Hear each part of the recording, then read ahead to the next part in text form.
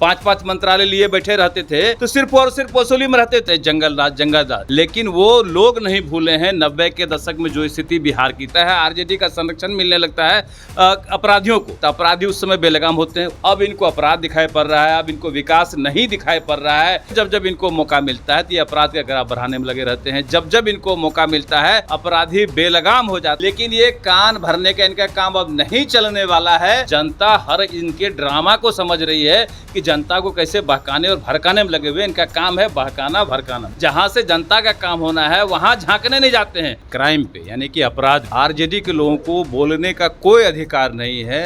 नमस्कार, India top देख रहे हैं। मैं हूं आपके साथ बिरजू सिंह। बिहार में बढ़ते अपराध को लेकर जहां एक तरफ आरजेडी नेता प्रतिपक्ष तेजस्वी यादव की तरफ से हर रोज बुलेटिन जारी किया जाता है, तो दूसरी ओर सरकार की तरफ से जवाब भी दिया जाता है। देखिए, बिहार सरकार के मंत्री हैं भाजपा के विधायक नीरज सिंह बबलू, जिन्होंने कड़ी शब्दों में तेजस्वी यादव को नसीहत दी है और साफ तौर पे कहा है कि जब जब आप लोगों को मौका मिला, आपके लोग यानी आरजेडी के लोग ही आपराधिक घटनाओं को अंजाम देते रहे, क्योंकि उन्हें सत्ता का संरक्षण प्राप्त रहा है, आरजेडी का सपोर्ट रहा। क्योंकि आप यानी तेजस्वी यादव को 5 मंत्रालय में जाते हैं और ये उस मंत्रालय के जरिए वसूली करते हैं और उसी में व्यस्त रहते हैं, तब इनको बढ़ते अपराध पर कुछ नहीं बोलना होता है, तब ये काला चश्मा लगा लेते हैं। लेकिन आज की तारीख में जब क्राइम कंट्रोल है, अगर कोई गलती करता है, कानून को हाथ में लेता है,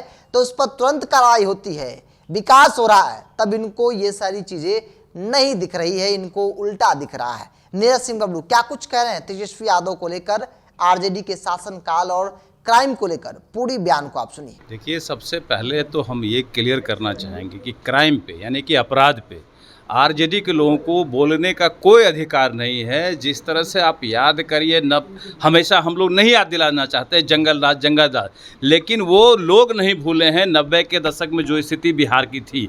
और फिर बीच में जब जब इनको मौका मिलता है तो ये अपराध का ग्राफ बढ़ाने में लगे रहते हैं। जब जब इनको मौका मिलता है अपराधी बेलगाम हो जाता है, सत्ता का संरक्षण मिलने लगता है, आरजेडी का संरक्षण मिलने लगता है अपराधियों को, तो अपराधी उस समय बेलगाम होते हैं। उस समय इनकी बोलती बंद रहती है, उस समय इनको अपराध का ग्राफ दिखाई नहीं पड़ता। उस समय ये काला चश्मा लगा लेते हैं, काहे कि इनको मंत्रालय दिखाई पड़ता है। 5 मंत्रालय लिए बैठे रहते थे तो सिर्फ और सिर्फ वसूली में रहते थे। इनको अपराध का ग्राफ उस समय दिखाई नहीं पड़ता था।